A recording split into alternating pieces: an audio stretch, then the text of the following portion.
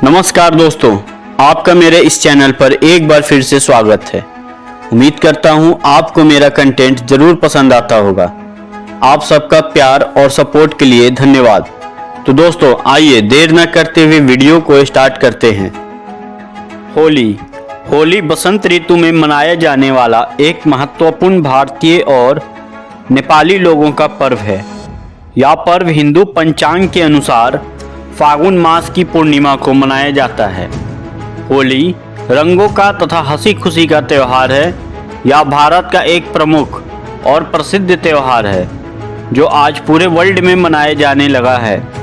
लोगों का पर्व कहा जाने वाला यह पर्व पारंपरिक रूप से 2 दिन मनाया जाता है।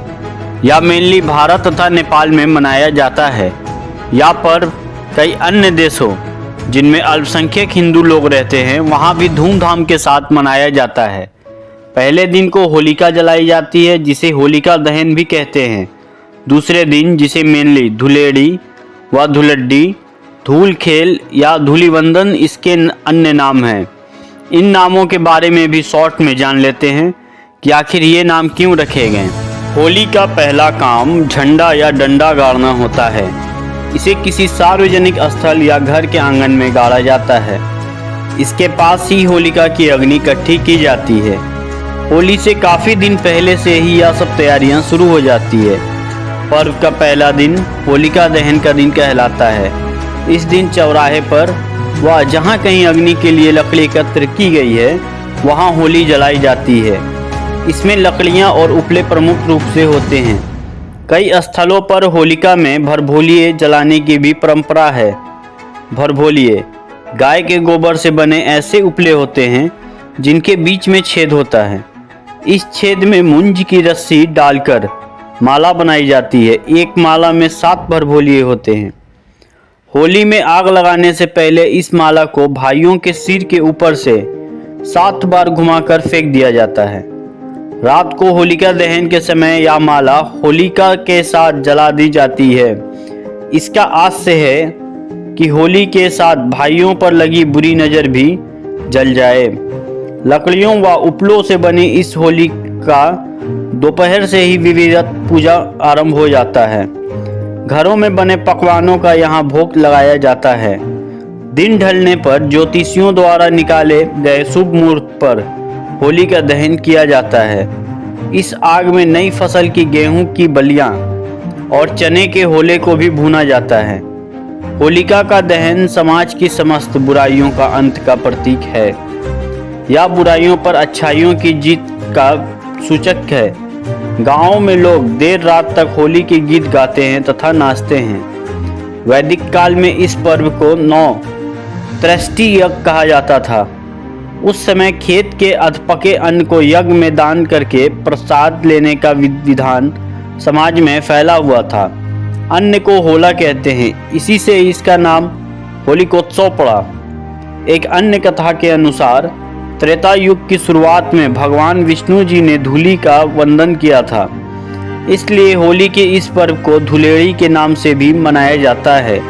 धुलेड़ी होली के अगले दिन मनाया जाता है जिसमें लोग एक दूसरे पर धूल और कीचड़ लगाते हैं और इसे धूल स्नान कहा जाता है। होली से अगला दिन धूलिवंदन कहलाता है। इस दिन लोग रंगों से खेलते हैं। सुबह होते ही सब अपने मित्रों और रिश्तेदारों से मिलने निकल पड़ते हैं। गुलाल और रंगों से सबका स्वागत किया जाता है। लोग अपनी ईर्ष्या द्वेष की भावना भुलाकर प्रेम पूर्वक गला मिलते हैं तथा एक दूसरे को रंग लगाते हैं। इस दिन जगह जगह टोलियां रंग बिरंगे कपड़े पहने नाचती गाती दिखाई पड़ती है। बच्चे पिचकारियों से रंग छोड़कर अपना मनोरंजन करते हैं। सारा समाज होली के रंग में रंगकर एक सा बन जाता है। रंग खेलने के बाद देर दोपहर तक लोग नहाते हैं और शाम को नए वस्त्र पहनकर सबसे मिलने जाते हैं। प्रीति भोज तथा गाने बजाने के कार्यक्रम का आयोजन करते हैं। होली के दिन घरों में खीर, पूड़ी और पूड़े आदि विभिन्न व्यंजन पकाए जाते हैं। इस अवसर पर अनेक मिठाइयाँ बनाई जाती हैं जिनमें गुजिया का स्थान अत्यंत महत्वपूर्ण है। बेसन के सेब और दही बड़े भी सामान्य रूप से उत्तर प्रदेश में रहने वाले हर परिवार में बनाए व खिलाए जाते हैं। कांजी, भांग और ठंडाई के इस पर्व के विशेष पेय होते हैं, पर ये कुछ ही लोगों को भाते हैं। इस अवसर पर उत्तरी भारत के प्राय सभी राज्यों के सरकारी कार्यालयों में अवकाश रहता है, पर दक्षिण भारत में उतना लोकप्रिय ना होने की वजह से इस दिन सरकारी संस्थानों में अवकाश नहीं रहता। राग रंग का यह पॉपुलर फेस्टिवल वसंत का संदेश वाहक भी है। राग का अर्थ संगीत और रंग तो इसके प्रमुख अंग हैं ही, पर इनको तरक्की तक पहुंचाने वाली विशेषता भी इस समय भी रंग बिरंगे यौन के साथ अपनी शीर्ष पर होती है। फागुन माह में मनाए जाने के कारण इसे फागुनी भी कहते हैं। होली का पर्व वसंत पंचमी से ही आरंभ हो जाता है। उसी दिन पहली बार गुलाल उड़ाया जाता है। इस दिन से फाग और धमार का गाना प्रारंभ हो जाता है। खेतों में सरसों खिल उठती हैं, बाग बगीचे में फूलों की आकर्षक छटा छा जाती है। पेड़ पौधे, पशु पक्षी और मनुष्य सब उल्लास से परिपूर्ण हो जाते हैं। खेतों में गेहूं की बलियां इठलाने लगती है। बच्चे बूढ़े सभी व्यक्ति सब कुछ संकोच और रूढ़ियां भूलकर ढोलक, झांझ, मंजीरों की धुन के साथ नृत्य, संगीत व रंगों में डूब जाते हैं। चारों तरफ रंगों की फुहार फूट पड़ती है। होली भारत का बहुत ही पुराना पर्व है, जो होली, होलिका या होलाका के नाम से जाना जाता है।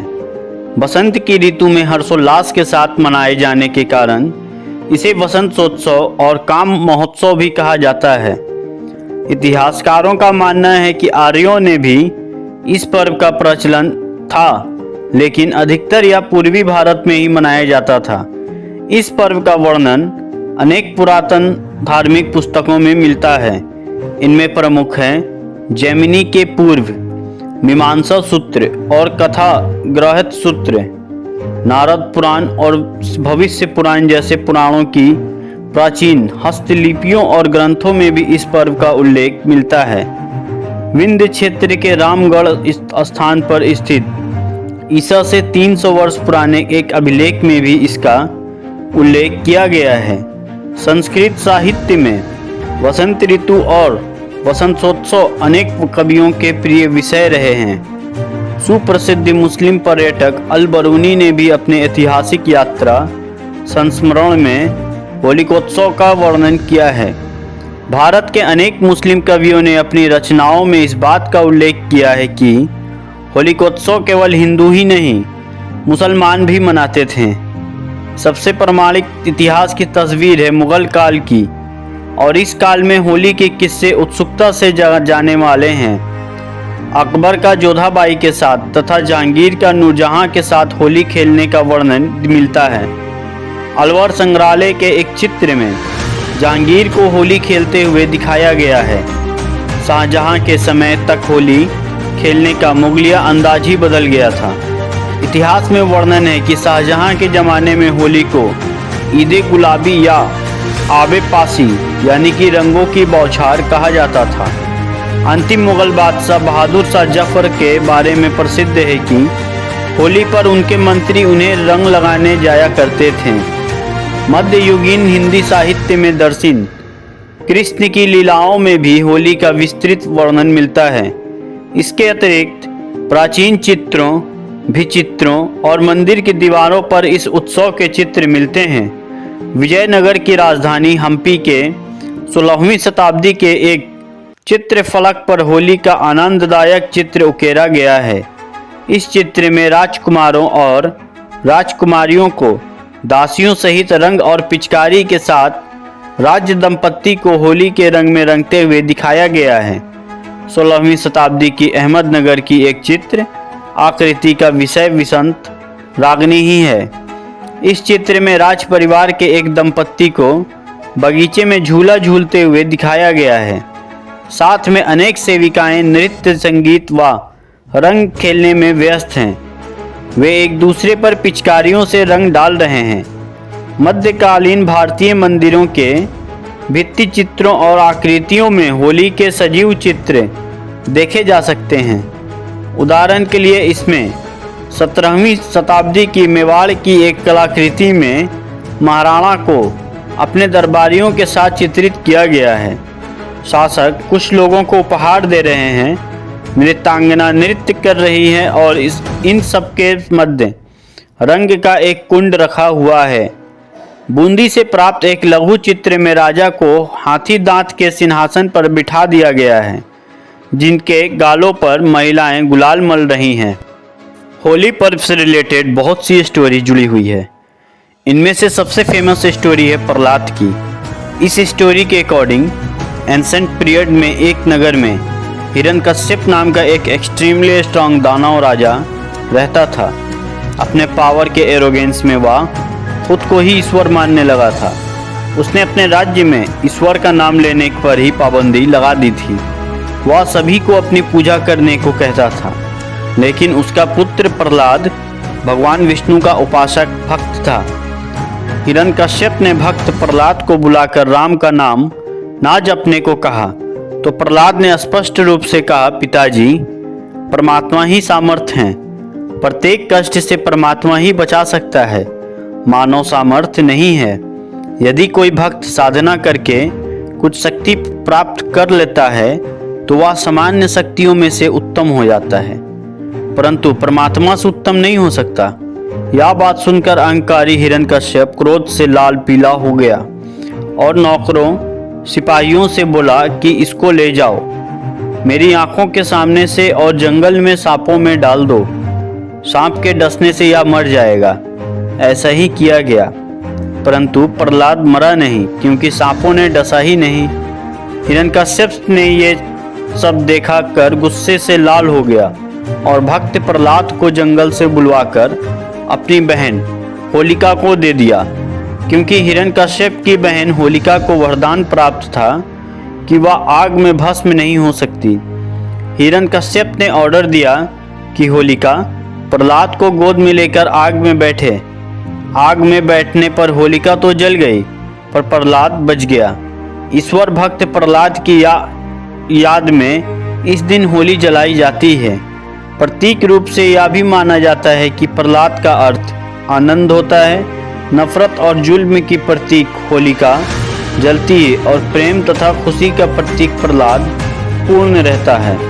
प्रहलाद की स्टोरी के अतिरिक्त यह पर्व राक्षसी ढूंढी, राधा कृष्ण के रास और कामदेव के पुनर्जन्म से भी जुड़ा हुआ है।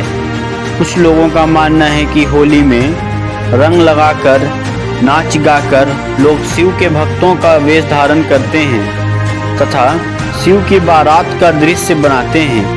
कुछ लोगों का यह भी मानना है कि भगवान श्री कृष्ण ने इस दिन पूतना नामक राक्षसी का वध किया था। इसी खुशी में गोपियों और ग्वालों ने रासलीला की और रंग खेला था।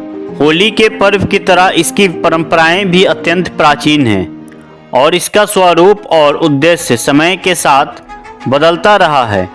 प्राचीन काल में यह विवाहित महिलाओं द्वारा परिवार की सुख समृद्धि के लिए मनाया जाता था और पूर्ण चंद्र की पूजा करने की परंपरा थी। भारतीय ज्योतिष के अनुसार चैत्र सुदी प्रतिपदा के दिन से नव वर्ष का भी आरंभ माना जाता है। इस उत्सव के बाद ही चैत्र महीने का आरंभ होता है। अतः यह पर्व नव संवत का आरंभ तथा वसंतागत गमन का प्रतीक भी है। इसी दिन प्रथम पुरुष मनु का जन्म हुआ था, इस कारण इसे मनवादी तिथि कहते हैं। आपका कीमती समय देने के लिए बहुत बहुत धन्यवाद। अगर आपको इस वीडियो में कुछ नया सीखने को मिला हो तो इसे लाइक करें, हमारे चैनल को सब्सक्राइब करें और बेल आइकन दबाना ना भूलें, ताकि आपको हर नई वीडियो की अपडेट सबसे पहले मिले। और अपने दोस्तों के साथ शेयर करें। साथ ही नए नए रोचक फैक्ट्स के लिए मिलते हैं अगले वीडियो में। तब तक के लिए जय हिंद, जय भारत।